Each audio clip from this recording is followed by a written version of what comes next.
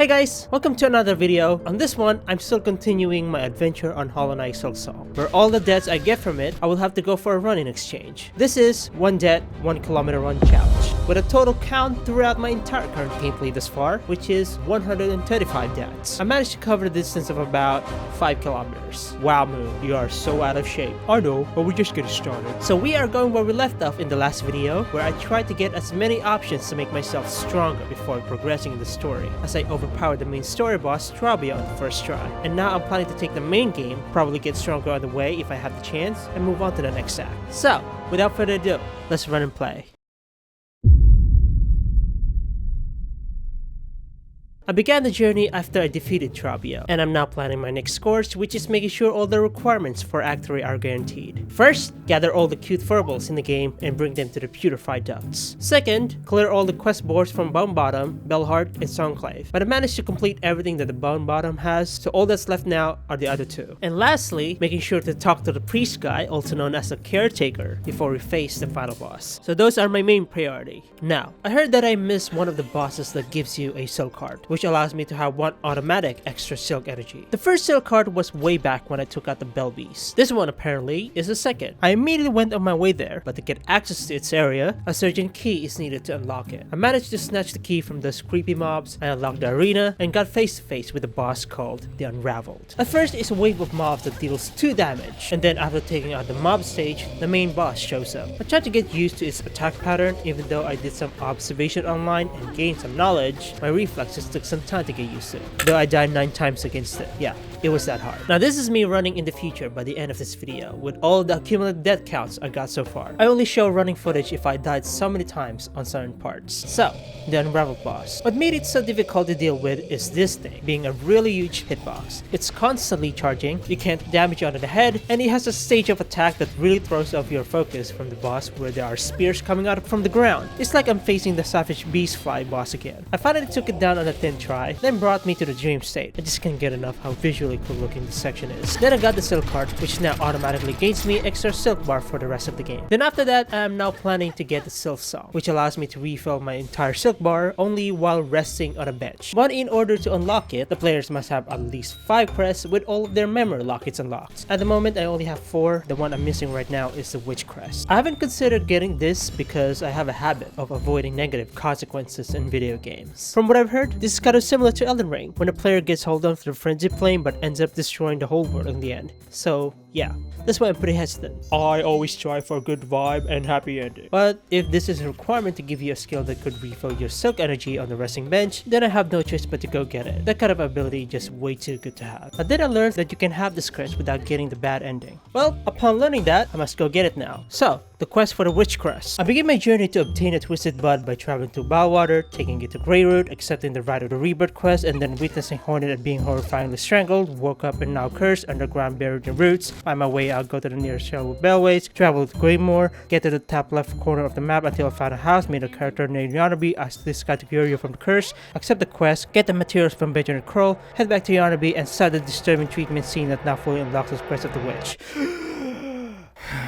Totally worth it. After getting the crest, I decided to look for more lockets for the Silksong ability and get the Lost Fleece while at it. Going through it, I died once from these bummer mobs and 5 times from this deep dark semi-boss fight, and 7 times against a 4-brother boss. Bro, I can't with this area, especially with the explosive dudes. But it was all worth it for getting that 1 locket. Got another locket on the way, but got killed once by this flower when trying to get through this area. Got another flea, then we moved the flea caravan to a new location by the Grand Gate at the Blasted Steps. Then I found this flea NPC that sells a map of all the remaining fleas in the game, which made all of them easier to find. I managed to rescue all of the fleas, though I died 2 times on these spinning blades by the high halls. Pro tip, all you have to do is down attack on the middle with a Wanderer crest until you reach the top. Do not cling to the sides once you pass the first blade, it'll just make it harder for you. Seriously, I tried 15 minutes straight trying to figure out how to deal with this. Such a simple stage design, yet it feels like Team Cherry constantly testing our patience. I got another death from the bug that is hiding in the ceiling. Freaking bugs, bro. Hi, Is this the pest control department? Yeah, could you come over? I'm having an infestation problem. Yeah, you better hurry. This one jumps out from the ceiling. Then after that, I have rescued all the fleas, moved all of them to the final place of purified ducts, and got rewarded with tool expansion and a blue tool that decreased the silk ability's consumption when at full health, which isn't too bad. Also, I finally got the Silksong ability from getting all those memory lockets. Now I can refill my silk energy on the bench, which is awesome. Next up, I'm on my way to clear all the quest boards like this one from getting the silver bells, collecting all these pins and robes, and finding the lost merchant. I also completed this optional brute feast quest for the long claw tool, which allows me to have extra range for my attacks. And the next quest I'm going for now is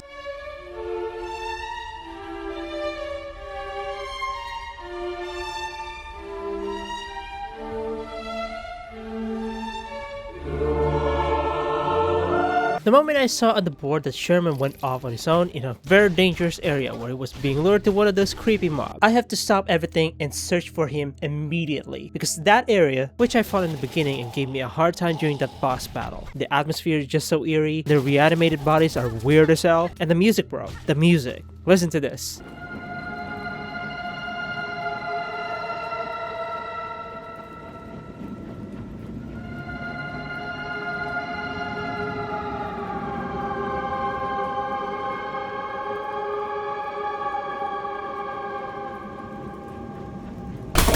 That is every horror movie when a character enters the villain's domain. Anyways, I should focus on finding bro. I followed Sherman's track he left behind, got to the secret passage, and eventually found him, scared. He said he just went down here to get some healing supplies, and then we heard a noise, in the dark, and a wave of enemies as a semi-boss fight started. I spammed as many tools as I could. Thankfully, their attack patterns aren't all that hard to figure out. I managed to take them all out after that fight. The little one felt really sad for those that got turned into those reanimated corpses. Man, even when he went through all of that, his compassion knows no bounds. Must protect at all costs. After that, we played a song as he cried, contemplating his life.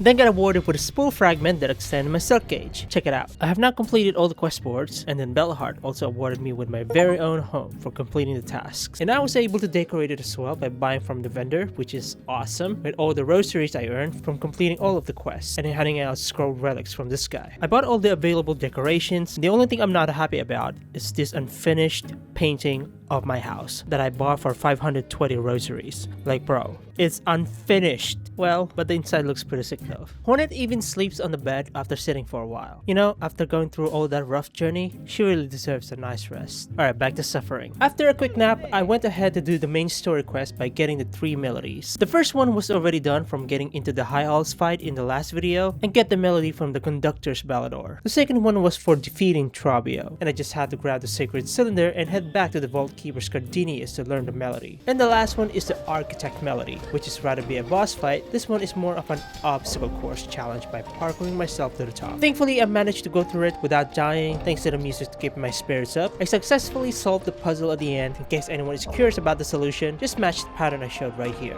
Then I got the Architect's melody and completed the main requirements to progress the story. Before I go and face the boss, I decided to take on the Trails End quest, where you had to find chakra and travel on the far right side of the bottle water. I got one death from that one big fella, then I got through it on the second run. I found chakra in the end and completed the quest along with the rings as a reward. Then I went back to the elevator and faced Lace for the first time on this rematch. The very first fight was back in Act 1 if anyone's wondering. On this fight, her attack patterns I've already seen but slightly faster. With the dice which I picked up during the second act, which is a yellow tool that allows me to have a small chance of preventing any damage and have full control of my movements and attacks with the Wonder Crest, I have managed to take her down on my first try. After that, the two had a quick talk about how Lace disliked being neglected by her own creator, as she tended to give all her attention to Hornet for some reason. She went unconscious right after, and I got transported back again in a dream state and got my last soul card. I woke up, head right, and entered the area called the Cradle, which is expected to face the final boss of the game. I could go ahead and face her right now, but since I want to unlock the secret content, I must do something first. I grabbed the map of the area and try to find the tube elevator thingy to head back to the Songclave and accept the mission from the caretaker called Silksong, which requires me to grab 4 things to complete. I already got the snare setter. I also completed the one with the maiden soul by talking to the chapel maid and getting the hermit soul of the Bellheart underground. The last remaining task I have to do now is to get the seeker soul by defeating the Frogger boss, aka Grow the Great. I really thought I could finish the game without taking him out, but it doesn't seem like it. So I ventured my way to get to the arena, which is so long. Thankfully, I found a bench halfway. Then I get face to face with the Frogger, and I'm so glad I'm at this level to comfortably fight against him. With a Wreath of Purity, which I found early on, where I can be immune to the muck water for a few seconds, and I found some tips online on how to fight a boss. After struggling and dying for 4 more times, I finally managed to take him down on my 5th try. I finally got the last item for the quest, completed Silken Soul, and ready to face the final boss. But one more thing before I go, I decided to quickly grab a blue tool called the Druid's Eyes, which allows me to have silk energy when get hit, because as for me, I always ended up being smacked left and right. So I quickly grabbed all the moss berries for the moss druid and got myself the Druid's Eyes. With these, at least I feel like I'm being compensated for getting hit. And now, it's time to head to the boss arena. Along the way, I saw the caretaker had already set up the trap, and right after, I get face to face with the final boss called the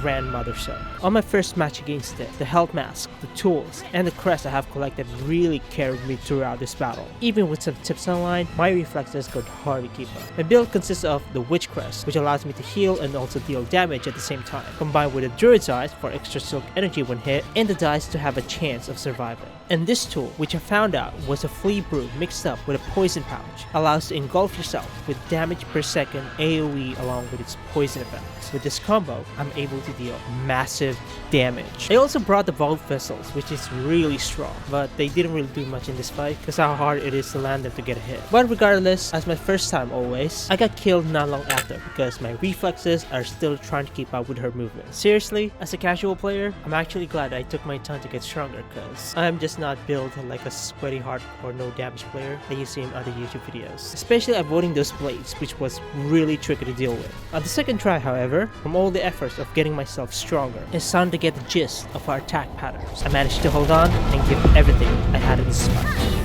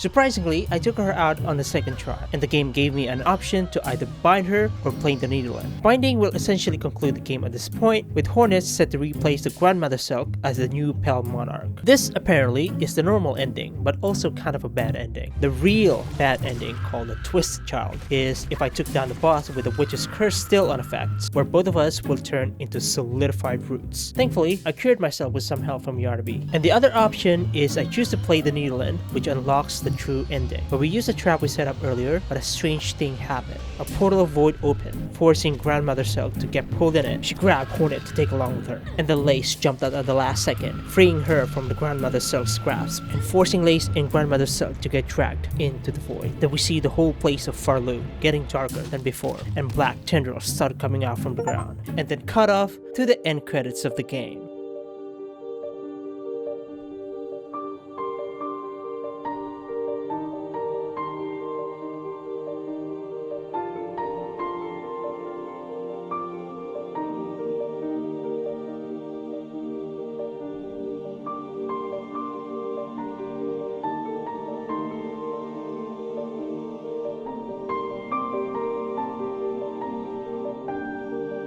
I'm just gonna record this here. Now, with the total number of deaths I have, which is 32, I will simply add this to the cumulative death count I have so far. So I started running ever since the last video, which was like over a month ago. And thankfully, I found out that my phone has Samsung Health that can track my distances just like any other apps out there. And throughout the process of making this video, I managed to run and cover about 46 kilometers. I have one more act to go and can't wait to complete the 1 kilometer run challenge for this game. That is all for this video. Sorry this took so long. I can finally play the game again, so I'll see you on the next run. Bye bye.